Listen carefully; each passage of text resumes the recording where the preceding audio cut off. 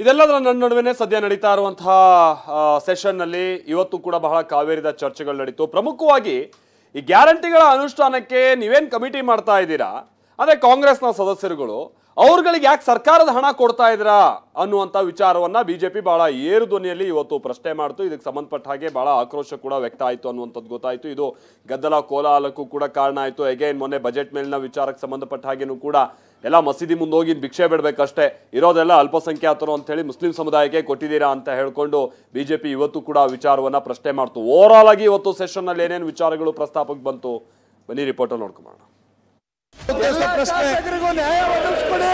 Congress ಕಾರ್ಯಕರ್ತನ appoint ಮಾಡಿದ್ದಾರೆ. ಡಿ.ಕೆ. ಶಿವಕುಮಾರ್ ಅವರ ಅಧ್ಯಕ್ಷರಾದ್ಮೇಲೆ ಸರ್ಕಾರಕ್ಕೂ ಕಾಂಗ್ರೆಸ್ ಪಾರ್ಟಿಗೂ ವ್ಯತ್ಯಾಸನೇ ಇಲ್ಲ. ಭಿಕ್ಷೆ ಬೇಡಿ ಕೊಡ್ಲಿ ಕಾಂಗ್ರೆಸ್ ಅವ್ರು ತಗೊಂಡೋಗಿ.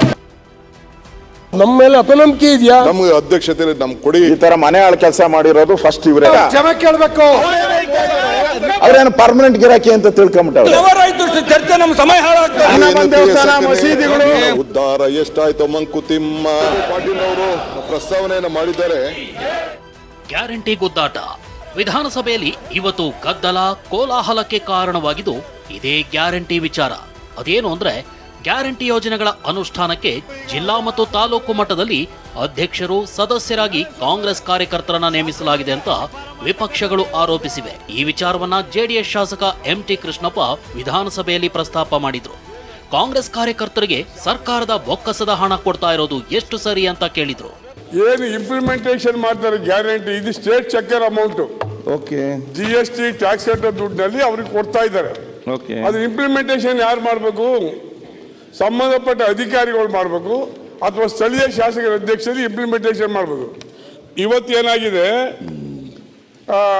ಕಾಂಗ್ರೆಸ್ ಕಾರ್ಯಕರ್ತನ ಅಪಾಯಿಂಟ್ ಮಾಡಿದ್ದಾರೆ. ಅಲ್ಲ, 40,000 ಸಂಬಳ, ತಾಲೂಕು ಮಟ್ಟದಲ್ಲಿ 25,000 ಸಂಬಳ ಕೊಡ್ತೀವಿ.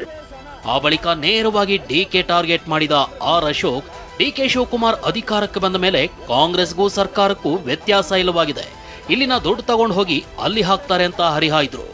ಡಿ.ಕೆ. ಶಿವಕುಮಾರ್ ಅವರ ಅಧ್ಯಕ್ಷರಾದ್ಮೇಲೆ ಸರ್ಕಾರಕ್ಕೂ ಕಾಂಗ್ರೆಸ್ ಪಾರ್ಟಿಗೂ ವ್ಯತ್ಯಾಸನೇ ಇಲ್ಲ.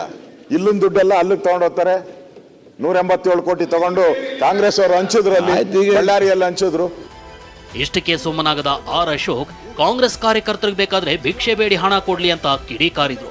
ಕಾಂಗ್ರೆಸ್ ಪಾರ್ಟಿ ದುಡ್ಡಲ್ಲ, ಅವ್ರು ಕಾಂಗ್ರೆಸ್ ಅವ್ರು ಕಲೆಕ್ಟ್ ಮಾಡಿ ಧೈರ್ಯ ಇದ್ರೆ ಕೊಡ್ಲಿ, ಅವರು ಭಿಕ್ಷೆ ಬೇಡಿ ಕೊಡ್ಲಿ. ಕಾಂಗ್ರೆಸ್ ಅವ್ರು ತಗೊಂಡೋಗಿ ಭಿಕ್ಷೆ ಬೇಡ್ಲಿ, ಹೋಗಿ ರೋಡಲ್ಲಿ ಭಿಕ್ಷೆ ಬೇಡ್ಲಿ ತಗೊಂಡೋಗಿ. ಕಾಂಗ್ರೆಸ್ ಪಾರ್ಟಿಗೆ ದುಡ್ಡಿಲ್ಲ, ಕಾಂಗ್ರೆಸ್ ದುಡ್ಡಿಲ್ಲ ಅಂತ ಹೇಳ್ಬಿಟ್ಟು ಭಿಕ್ಷೆ ಬೇಡಿ ಕೊಡ್ಲಿ. ನಮ್ಮ ಹಣ ತಗೊಂಡೋಗಿ, ನಾವು tax payers, we are the tax payers. Congress ಸರ್ಕಾರ ತಂದ ಕಾಂಗ್ರೆಸ್ ಕಾರ್ಯಕರ್ತರಿಗೆ ಸರ್ಕಾರಿ ಕಾರ್ಯಕ್ರಮಗಳನ್ನ ತಲುಪಿಸಲು ಹಕ್ಕಿದೆ ಅಂತ ಡಿಕೆ ಗುಡುಗಿದ್ರು. ಈಗ ಈ ಒಂದು ಸರ್ಕಾರ ತಂದಂತ ಕಾರ್ಯಕರ್ತರಿಗೆ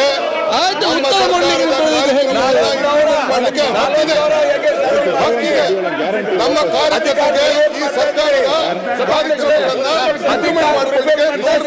ಹಕ್ಕಿದೆ. ಆರ್ಗ ಜ್ಞಾನೇಂದ್ರ ಮಾತನಾಡಿ, ನಾವು ಶಾಸಕರು ಸಂಬಳ ತಗೊಳ್ತಿದ್ದೀವಿ, ಆದ್ರೆ ಅಸಂವಿಧಾನಾತ್ಮಕವಾಗಿ ಕಾಂಗ್ರೆಸ್ ಕಾರ್ಯಕರ್ತರಿಗೆ ಕೊಟ್ಟಿದ್ದಾರೆ, ಹಾಗಾದ್ರೆ ಶಾಸಕರು ಅಸಮರ್ಥರ ಅಂದ್ರು. ನಮ್ಮ ಮೇಲೆ ಅಪನಂಬಿಕೆ ಇದೆಯಾ, ಅವಿಶ್ವಾಸ ಇದೆಯಾ ನಿಮ್ಗೆ? ನಾನು ಹೇಳ್ತೀನಿ, ಹೇಳಿ. ನಾವಿಲ್ಲಿ ಸಂಬಳ ತಗೊಳ್ತಾ ಇದ್ದೀವಿ, ನಾವು TAD ಕ್ಲೈಮ್ ಮಾಡ್ತಾ ಇದ್ದೀವಿ, ನಾವೆಲ್ಲ ಶಾಸಕರು. ಹಾಗಾದ್ರೆ ನಾವೇನ್ ಕೆಲಸ ಮಾಡೋದಲ್ಲಿ? ನಾವು ಇದನ್ನೇ ಮಾಡ್ಲಿಕ್ಕಾಗಿ ಜನ ದಯವಿಟ್ಟು ನೀವು ಶಾಸಕರಾಗಿರ್ತಕ್ಕಂಥವ್ರು, ಇದು ಪ್ರಜಾಪ್ರಭುತ್ವದ ಪದ್ಧತಿ ಅಲ್ಲ, ಅನ್ಕಾನ್ಸ್ಟಿಟ್ಯೂಷನಲ್ ಬಾಡಿ ಅದು. ವಿಪಕ್ಷಗಳ ಈ ದಾಳಿಗೆ ಡಿಸಿಎಂ ಡಿಕೆ ಶಿವಕುಮಾರ್ ಡಿವಿಜಿ ಮಂಕುತಿಮ್ಮನ ಕಗ್ಗದ ಮೂಲಕ ತಿರುಗೇಟು ನೀಡಿದ್ರು. ಏನ್ ಹೇಳ್ತಾರೆ ಅಂದ್ರೆ, ಎದ್ದೆದ್ದು ಬೀಳುತ್ತಿಹೆ, ಗುದ್ದಾಡಿ ಸೋಲುತ್ತಿಹೆ, ಗದ್ದಲವ ತುಂಬಿ ಪ್ರಸಿದ್ಧನಾಗುತ್ತಿಹೆ, ಜಗವೆಂದು ಉದ್ಧರಿಸುತ್ತೆ ಎನ್ನುತ್ತಿವೆ ಸಕನೆ, ನಿನ್ನ ಉದ್ಧಾರ ಎಷ್ಟಾಯ್ತೋ ಮಂಕುತಿಮ್ಮ, ನಿನ್ನ ಉದ್ಧಾರ ಎಷ್ಟಾಯ್ತೋ ಮಂಕುತಿಮ್ಮ ಅಂತ. ಇನ್ನು ಈ ಬಗ್ಗೆ ಸಮಾಲೋಚನೆ ನಡೆಸಿ ಕ್ರಮ ತೆಗೆದುಕೊಳ್ಳೋದಾಗಿ ಡಿಸಿಎಂ ಡಿಕೆ ಹೇಳಿದ್ರು. ಬೇರೆ ಕಮಿಟಿ ಮಾಡ್ದಂಗೆ ತಾವು ಒಂದು ಅವಕಾಶ ನಮ್ಗೆ ಅಧ್ಯಕ್ಷತೆಯಲ್ಲಿ ನಮ್ಗೆ ಕೊಡಿ, ಮಿಕ್ಕಿದ ನಿಮ್ಮ ಮೆಂಬರ್ಸ್ ಅಂತ ಕೇಳಿದ್ರು. It is not a decision which I can take it here. Definitely ಇದ್ರ ಬಗ್ಗೆ ಸಮಾಲೋಚನೆಯನ್ನ ನಾವೆಲ್ಲ ಕ್ಯಾಬಿನೆಟ್ ತೆಗೆದುಕೊಂಡೋಗಿ ಚರ್ಚೆ ಮಾಡಿ ತಿಳಿಸ್ತೀವಿ. But as on today we stand committed with our workers. ನಮ್ಮ ಕಾರ್ಯಕರ್ತರು ಮಾಡ್ತಾ ಇದ್ದಾರೆ. ಈ ಉತ್ತರಕ್ಕೆ ಸಮಾಧಾನಗೊಳ್ಳದ ವಿಪಕ್ಷ ನಾಯಕ ಆರ್ ಅಶೋಕ್, ಇಲ್ಲಿಯವರೆಗಿನ ಯಾವ ಸಿಎಂ ಕಾಂಗ್ರೆಸ್ ಅಧ್ಯಕ್ಷನೂ ಈ ರೀತಿಯ ಮನೆಹಾಳ್ ಕೆಲಸ ಮಾಡಿಲ್ಲ ಅಂತ ಹೇಳಿದ್ರು. ಈ ವೇಳೆ ವಾಗ್ವಾದ ನಡೆಯಿತು. ಯಾರು ಈ ತರದ ಕೆಲಸ ಮಾಡಿಲ್ಲ, ಯಾವ ಮುಖ್ಯಮಂತ್ರಿನೂ ಯಾವ ಕಾಂಗ್ರೆಸ್ ಅಧ್ಯಕ್ಷನೂ ಕೂಡ ಈ ತರದ ಕೆಲಸ ಮಾಡಿಲ್ಲ. ಈ ತರ ಮನೆ ಆಳ ಕೆಲಸ ಮಾಡಿರೋದು ಫಸ್ಟ್ ಇವರೇ. ಮನೆ ಹಾಳು ಕೆಲಸನೇ ಇಲ್ಲ. ಮನೆ ಹಾಳು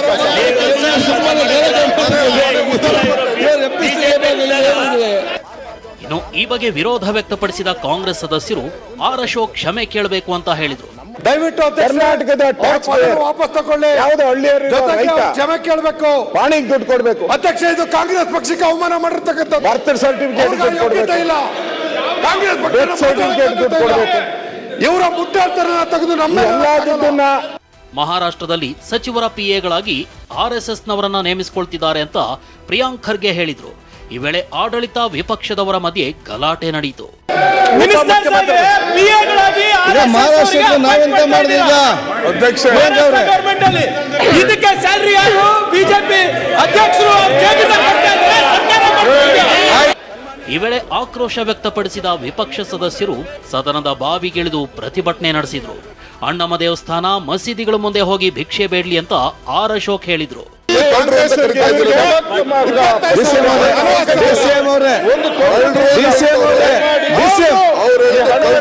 ಆದಷ್ಟು ಬೇಗ ಭಿಕ್ಷೆ ಬೇಡ್ಲಿ ಹೋಗಿ ಎಲ್ಲನ ಹಿಡ್ಕೊಂಡು ಎಲ್ಲನ ಹೋಗಿ ವಿಧಾನಸೌಧ ಮುಂದೆ ಭಿಕ್ಷೆ ಬೇಡ್ಲಿ ಹೋಗಿ ಆ ಭಿಕ್ಷೆ ಬೇಡ್ಬಿಟ್ಟು ತಂದು ಅವ್ರಿಗೆಲ್ಲ ಕೊಡ್ಲಿ ಭಿಕ್ಷೆ ಬೇಡಿ ಹೋಗಿ ಎಲ್ಲಾರ ಮುಂದೆ ಭಿಕ್ಷೆ. ಅಣ್ಣಮ್ಮನ ದೇವಸ್ಥಾನ, ಮಸೀದಿಗಳು ಎಲ್ಲ ಹೋಗಿ. ಗ್ಯಾರಂಟಿ ಅನುಷ್ಠಾನ ಸಮಿತಿ ಗದ್ದಲದಿಂದ ಕಲಾಪ ಮುಂದೂಡಲ್ಪಟ್ಟ ಹಿನ್ನೆಲೆ ಸ್ಪೀಕರ್ ಖಾದರ್ ಸಂಧಾನ ಸಭೆ ನಡೆಸಿದ್ರು. ಸದ್ಯ ಗ್ಯಾರಂಟಿ ಅನುಷ್ಠಾನ ಸಮಿತಿ ವಿಚಾರ ವಿಪಕ್ಷಗಳಿಗೆ ಅಸ್ತ್ರವಾಗಿದ್ದು ಈ ಸಮರ ಸದ್ಯಕ್ಕೆ ಮುಗಿಯೋ ಲಕ್ಷಣಗಳು ಕಾಣ್ತಿಲ್ಲ. Bureau report, TV9.